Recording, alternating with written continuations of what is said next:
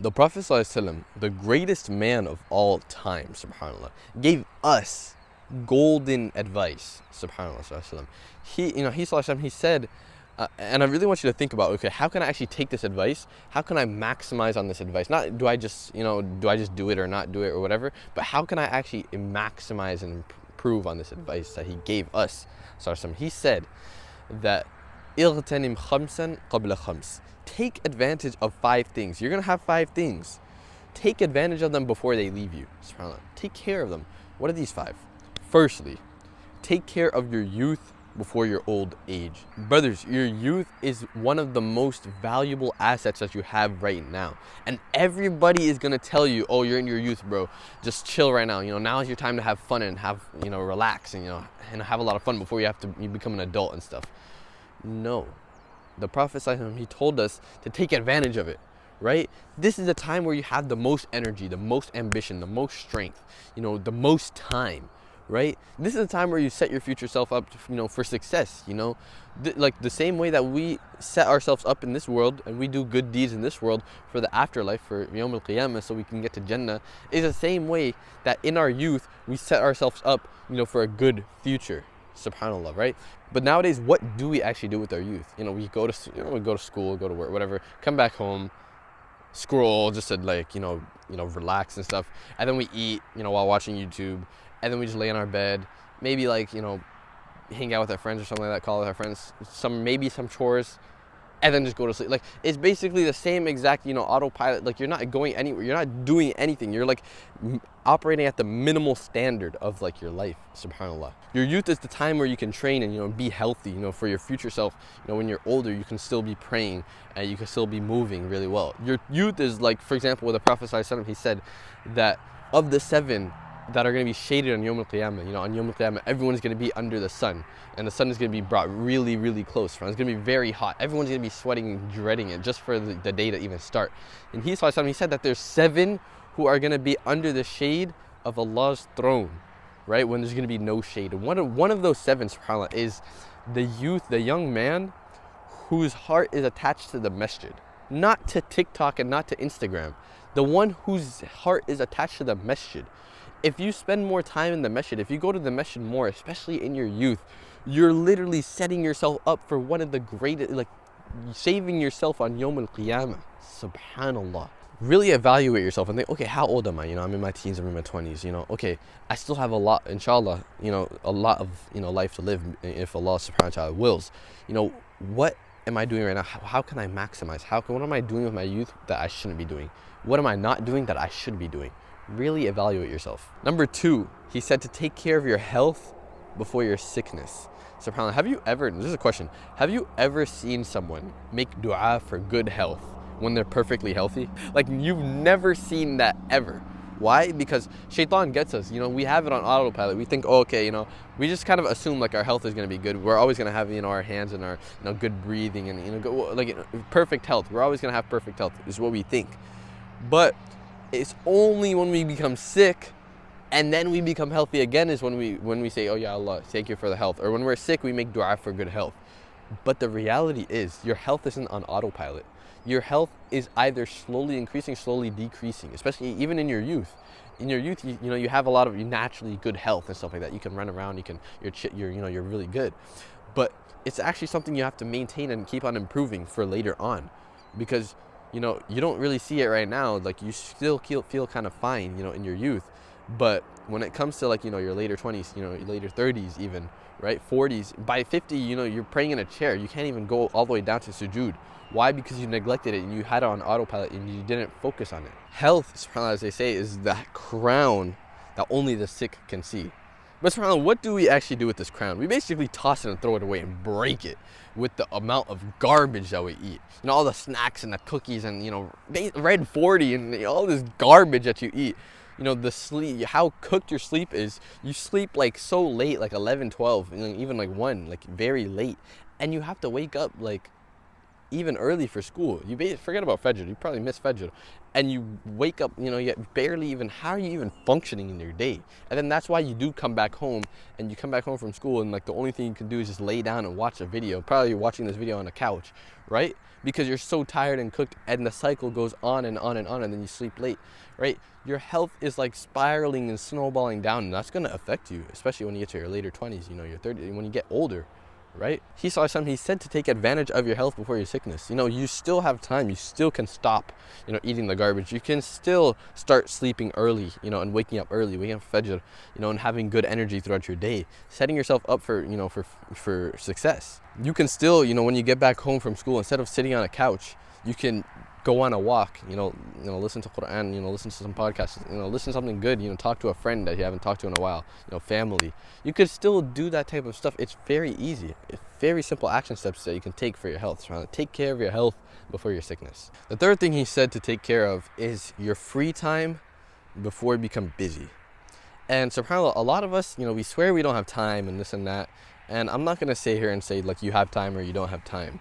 Some of us actually probably do have more time than others. Some of us, we don't have that many commitments, right? We might have 7 hours of free time, but someone else may have only 3. Someone maybe only 1. But the thing is, the advice is to take care of your free time before you become busy. Meaning, let's say you have 4 hours, right? You have 4 hours of, free time. So there's going to be a time where that becomes 2. You're going to have a new commitment. Something happens. You have more school, whatever it is, right? It's going to go from 4 to 2 hours. Right? Take care of those extra 2 hours before they leave you, right? Instead of, sitting down and laying on a bed and, resting while watching a video, you can do it while going on a walk. You can, go to a class and learn wrestling or something like that, right? And that's not to say rest is bad. Rest is you need rest. Everyone needs rest. But don't fool yourself to thinking that resting is laying on your bed, watching, shows, watching videos and shows and stuff like that, scrolling for an hour, 2 hours, and, feeling refreshed afterwards. Have you ever felt refreshed after laying on your bed for 45 minutes watching a video? Because I haven't. It never, ever, ever refreshes you. What's actually, real rest and real rest feeling better is whether it's taking a nap, going on a nice walk around your neighborhood. I love walks, right? Going on a walk, reading a book, reading Quran, reading book that's the stuff that actually your brain feels so much better from doing, instead of just overstimulating your brain while just laying on the bed. You're feeling comfy, but your brain is still kind of just going and rotting away because of all the content you're watching. Most people go through their days, and basically once it becomes around Asr time and afterwards, they're just winding down. They're just doing basically whatever they want. They don't have any plan. They just oh, I'll do whatever I want. Oh, I'll probably just scroll right now a little bit, right? And the thing is, it's not bad to rest, right? Obviously, scrolling isn't resting, but it's not bad to rest, whether it's laying down or whatever. But you want to have these stuff planned. Or you want to have it planned, I know I usually get tired after Asr. If I usually get tired after Asr, I'll go on a walk. I'm going to start going on a walk every day after Asr, right? Start planning out your rest. You personally know yourself. You know best your own personal routine and schedule, and when I'm doing good work and when I'm kind of being lazy and just trolling around and scrolling, right? Find those times where you're kind of just scrolling and being lazy, and add in a habit that you actually can rest. You can actually do in that time, whether it's resting, whether it's I usually kind of feel some good energy, that I'll start working out then, right?